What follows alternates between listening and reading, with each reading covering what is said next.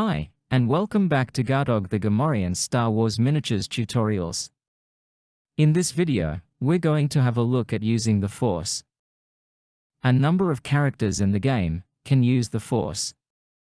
Any character that can use the Force will clearly have Force powers printed on their stats card, like this Jedi Knight for example. The number of Force points the character starts with is displayed just below that, where this one shows Force 2. This effectively means this Jedi Knight can use the Force twice throughout the skirmish. Force points can be used in 3 different ways, but a character can only use the Force once during any turn, unless you have another special ability that specifically allows you to use the Force more than once. But please note, it's once per turn, not per round. That's once in a single character's turn.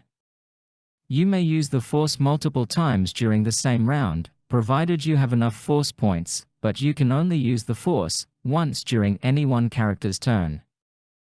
The first way to use the Force is to move further on your turn. During their turn, a character could use the Force to move an additional 2 squares. It doesn't matter whether they are attacking in the same round, and therefore only allowed to move up to their speed, or not attacking and are able to move up to twice their speed. They may still only move an additional 2 squares by using the Force. Moving the additional 2 squares costs 1 Force point, so with my example of a Jedi Knight, who starts with 2 Force points, they would only have 1 left after moving the additional squares. The second way to use the Force is to spend 1 Force point to reroll an attack or save. You may reroll an attack or save roll no matter what the initial result was, but you must always take the result of the second roll no matter what the outcome. And the last way to use the Force is to use a named Force power. These are similar to special abilities, but it costs Force points to use them. The majority of Force powers only cost a single Force point, but the more powerful ones cost more. An example of a character that has named Force powers is Emperor Palpatine, Sith Lord. Firstly, we can see that he starts the skirmish with 6 Force points, which is quite a lot, and he has both the Lightsaber Assault and Sith Lightning 30 Force powers. Looking at the description for Lightsaber Assault, the first part tells us how many Force points it costs to use that power, which is 1. So, he could use 1 Force point and instead of making his normal attack, he could make 2 attacks. This means that he could move up to 6 squares, and then spend a Force point and make 2 attacks.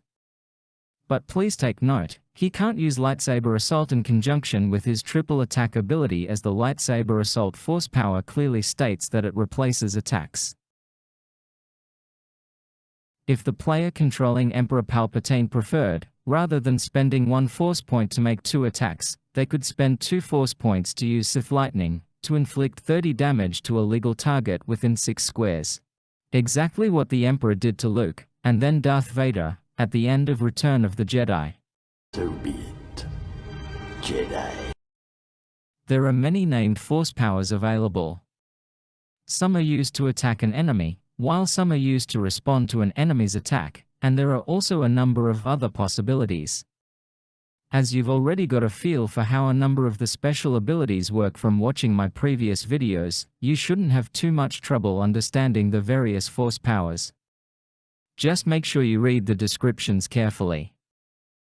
However, there are 2 particular Force powers that I want to highlight. The first one is Master of the Force 2.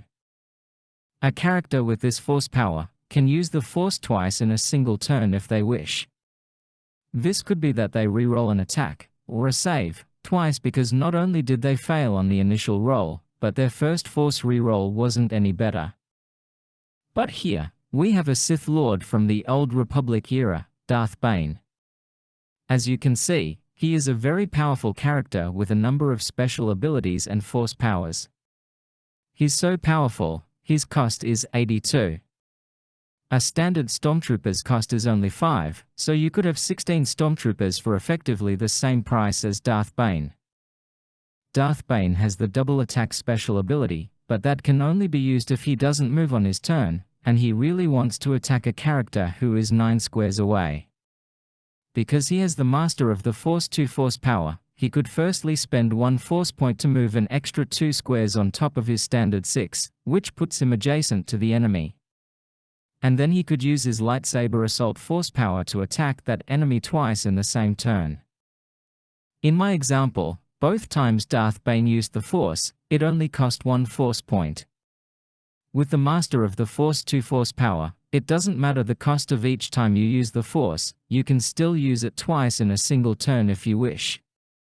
Just make sure that you deduct the appropriate number of force points each time you use the Force. The other force power I wish to highlight is another ability that the mighty Darth Bane has. Force Renewal 1. This is a force power where more often than not, the description is not displayed on the stats card. Every time this character activates, they gain an additional force point. Unlike a character's hit points, force points can increase in excess of their starting value.